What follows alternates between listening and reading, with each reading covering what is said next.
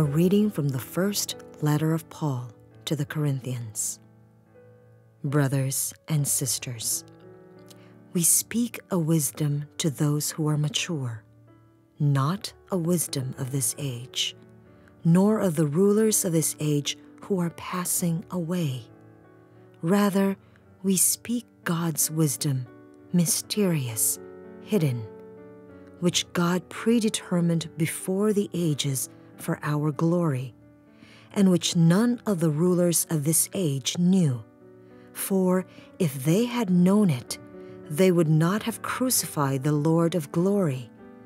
But as it is written, what eye has not seen, and ear has not heard, and what has not entered the human heart, what God has prepared for those who love Him, this God has revealed to us through the Spirit.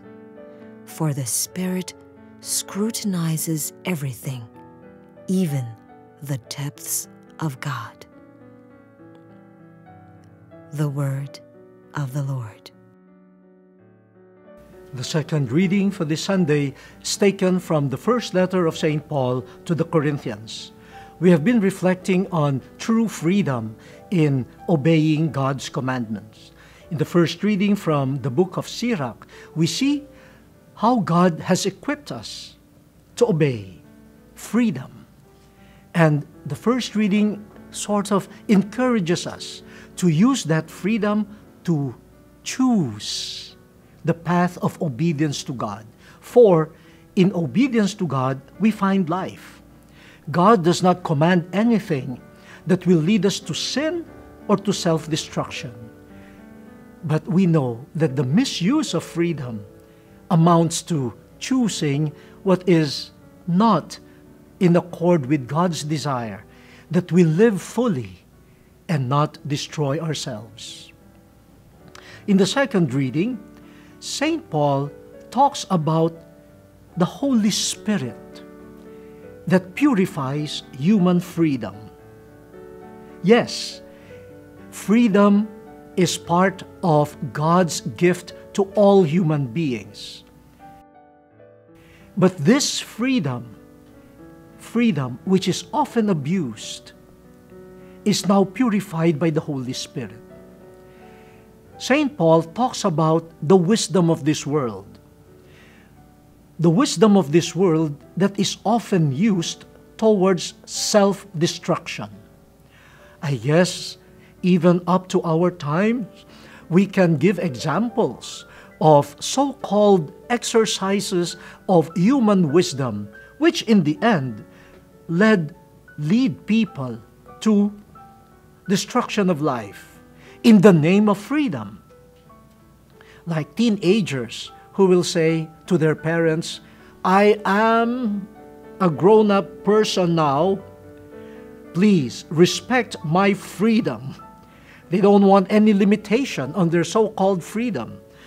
But they use the freedom in order to really self-destruct. Embracing vices. Embracing all wrong advices or counsels from people who do not care for them.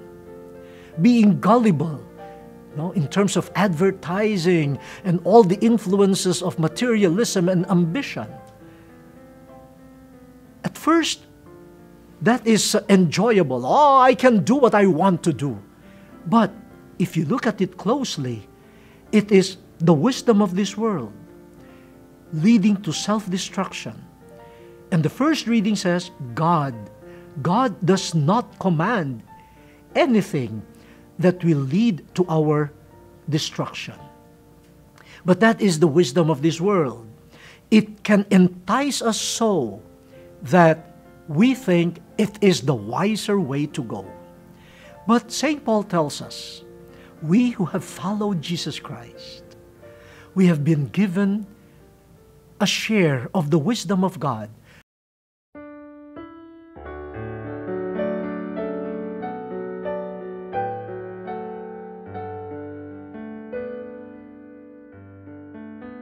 Thanks to the Holy Spirit that scrutinizes the deep things of God.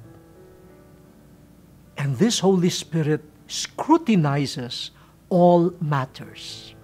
And if we allow the Holy Spirit to work in our hearts, then our eyes will be opened. We will acquire the vision that only the wisdom of God could give. We will be given also the purity of motivation and heart that will enable us to choose the path of God leading to life. So here, it is not enough that we have freedom. St. Paul tells us human freedom has been touched, especially for believers, has been touched by the Holy Spirit. This is a grace. But to my dear brothers and sisters in the Christian faith, this is added responsibility. We cannot claim now, oh, I did not know. Well, aside from freedom, we have the Holy Spirit enabling us to see the wisdom of God. Are we using our freedom responsibly? Are we allowing the Holy Spirit to purify our exercise of freedom so that we will choose the path of life and not the path of the world, which leads to self-destruction?